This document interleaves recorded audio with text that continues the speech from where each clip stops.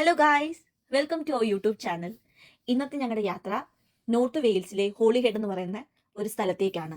അവിടെ ചെന്നപ്പോഴാണ് ആ haunting സ്റ്റോറിയും light ഹൗസിന്റെ ചരിത്ര പ്രാധാന്യത്തെ പറ്റിയും മനസ്സിലായത്. ഹോളിഹെഡിൽ നിന്ന് ഏകദേശം 3 മൈൽ മാറിയാണ് സ്റ്റാർക്ക് ലൈറ്റ് ഹൗസ് സ്ഥിതി ചെയ്യുന്നത്.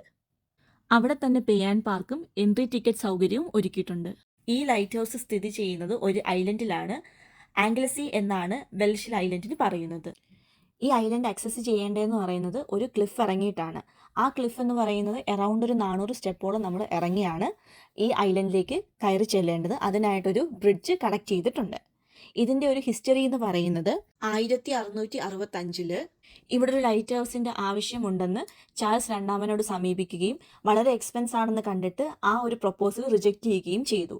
ശേഷം 1807 വീണ്ടും ക്യാപ്റ്റൻ ഹ്യൂഗ്സ് ഇവാൻ ഈ ഒരു പെറ്റീഷനുമായിട്ട് വീണ്ടും സമീപിക്കുകയും ആ പ്രൊപ്പോസലും റിജക്റ്റ് ചെയ്യുകയും ചെയ്യപ്പെട്ടു.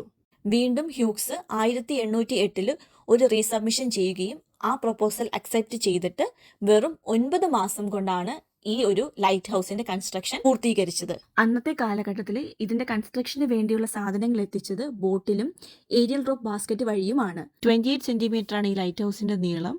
കൂടാതെ സ്പ്രിംഗ് സീസണിൽ ദേശാടന പക്ഷികളുടെ ഒരു നെസ്റ്റ് കൂടിയാണ് ഈ ഐലൻഡ്. 5 വർഷത്തിന് ശേഷമാണ് ഈ ഐലൻഡും ക്ലിഫും തമ്മിൽ കണക്ട് ചെയ്തുകൊണ്ട് ഒരു ബ്രിഡ്ജ് അവിടെ പണികഴിപ്പിച്ചത്. ഈ ബ്രിഡ്ജ് പാസ് ചെയ്ത് ഐലൻഡിൽ കയറണമെങ്കിൽ നമുക്ക് ടിക്കറ്റ് വേണം. ബ്രിഡ്ജിന്റെ എൻഡ് പോയിന്റ് വരെ വന്ന് കണ്ടുപോകാനാണെങ്കിൽ ആർക്കും ടിക്കറ്റ് എടുക്കേണ്ട ആവശ്യമില്ല. ഫസ്റ്റ് വേൾഡ് വാറിന് ശേഷം ഈ ലൈറ്റ് ഹൗസ് റീഓപ്പൺ ആക്കാതെ ബിൽഡിംഗ് ഡിമോളിഷ്ഡ് ആയിപ്പോയി. 1873 വീണ്ടും പുതിയ പ്രൊപ്പോസൽ സബ്മിറ്റ് ചെയ്യുകയും പിന്നീടുണ്ടായ കൺസ്ട്രക്ഷനിൽ ലൈറ്റ് പ്രൊഡ്യൂസ് ചെയ്യാൻ വേണ്ടിയിട്ട് ലെൻസും പ്രിസവുമാണ് അവിടെ ഉപയോഗിച്ചിരുന്നത്. പെൻമൺ കോറിയിലെ ലൈം സ്റ്റോൺ യൂസ് ചെയ്താണ് സ്റ്റേഴ്സ് നിർമ്മിച്ചിരിക്കുന്നത്. പിന്നീട് ഫർദർ ആയിട്ട് പല ഡെവലപ്മെന്റ്സ് വരികയും 1938 ഈ ലൈറ്റ് ഹൗസിലെ ലൈറ്റിംഗ് മാറ്റി electric light powered by diesel generator കൊണ്ടുവരികയും ചെയ്തു. ലാമ്പ് സെന്ററിലും ലെൻസ് ഇതിന് ചുറ്റും കറങ്ങിയാണ് ലൈറ്റ് ബീംസ് പുറത്തേക്ക് പോയിക്കൊണ്ടിരുന്നത്. ഇവിടുത്തെ ലൈറ്റ് ഹൗസിൻ്റെ ലാമ്പിൻ്റെ സപ്ലൈക്ക് വേണ്ടി മാത്രമല്ല, ഇവിടെ താമസിക്കുന്ന ജീവനക്കാരുടെ ആവശ്യത്തിനും കൂടെ വേണ്ടിയിട്ട് 1960 ഇവിടെ ആദ്യമായിട്ട് ഇലക്ട്രിസിറ്റി വന്നു. ഇതേ വർഷം തന്നെ അവിടുത്തെ സസ്പെൻഷൻ ബ്രിഡ്ജ് മാറ്റിയിട്ട് അലുമിനിയം ട്രസ് ബ്രിഡ്ജ് വരികയും ചെയ്തു. 1984 ഈ ലൈറ്റ് ഹൗസ് ഓട്ടോമേറ്റഡ് ആയി. അതോടുകൂടി സ്ഥിരം അവിടെ ജീവനക്കാർ വേണം എന്നുള്ള ആവശ്യവും ഇല്ലാതെയായി. പിന്നീട് ഇതിൻ്റെ ഫർദർ മെയിൻ്റനൻസിനും കാര്യങ്ങൾക്കുമായിട്ട് ഒരു ഫണ്ട് കിട്ടണം എന്നുള്ള ആവശ്യമുള്ളത് കൊണ്ട് ഇവർ 1997 ഈ വിളക്കുമരം എല്ലാവർക്കും വേണ്ടി ടൂറിസ്റ്റ് അട്രാക്ഷൻ പോലെ ഓപ്പൺ ആക്കി കൊടുത്തു. 1859 ഒക്ടോബർ 26 എല്ലാവരെയും ഹോണ്ട് ചെയ്യുന്ന ആ സ്റ്റോറിയുടെ തുടക്കം. ഇതിന് കാരണമായത് റോയൽ ചാപ്റ്റർകെലെ എന്ന് പറയുന്ന സ്റ്റോമാണ്. അന്നേ ദിവസം ക്യാപ്റ്റൻ ഹ്യൂഗ്സിന്റെ മകനായിരുന്ന ജോൺ എന്നറിയപ്പെടുന്ന ജാക്ക് ജോൺ ആയിരുന്നു ഈ ലൈറ്റ് ഹൗസിന്റെ അസിസ്റ്റന്റ് കീപ്പറായി സേവനമനുഷ്ഠിച്ചുകൊണ്ടിരുന്നത്.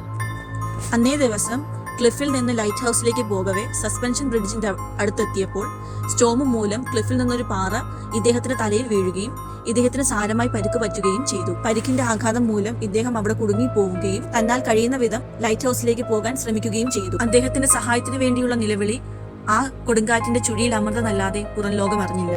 വിളക്കുമരത്തിന്റെ മുൻവശത്ത് കിടക്കുന്ന ഇദ്ദേഹത്തെ പിറ്റേ ദിവസം ഹെൻറി ബോവനാണ് കണ്ടെത്തുകയും ഇദ്ദേഹത്തെ ആശുപത്രിയിൽ എത്തിക്കുകയും ചെയ്തു.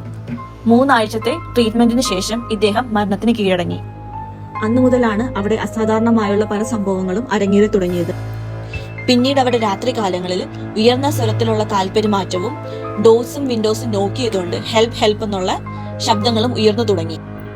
അങ്ങനെ ഇത് ജാക്കിന്റെ ആത്മാവാണെന്നാണ് എല്ലാവരുടെയും വിശ്വാസം മാത്രമല്ല, പല ഗോസ്റ്റ് ഹണ്ടേഴ്സും ഇതുമായി ബന്ധപ്പെട്ട് ഈ ആത്മാവുമായിട്ടുള്ള സംസാരിക്കുന്ന പലതരത്തിലുള്ള വീഡിയോസുകൾ യൂട്യൂബിൽ നമുക്ക് സെർച്ച് ചെയ്താൽ കാണാവുന്നതാണ്. കോപ്പിറൈറ്റ് ഉള്ളത് കൊണ്ട് ഞങ്ങൾ ആ വീഡിയോസ് ഒന്നും ഞങ്ങൾക്ക് ഇതിന്റെ കൂടെ ഉൾപ്പെടുത്താൻ പറ്റുന്നതല്ല. വീഡിയോ ഇഷ്ടമായാൽ എല്ലാവരും ലൈക്ക് ചെയ്യുക, സപ്പോർട്ട് ചെയ്യുക. Thanks for watching our video. By.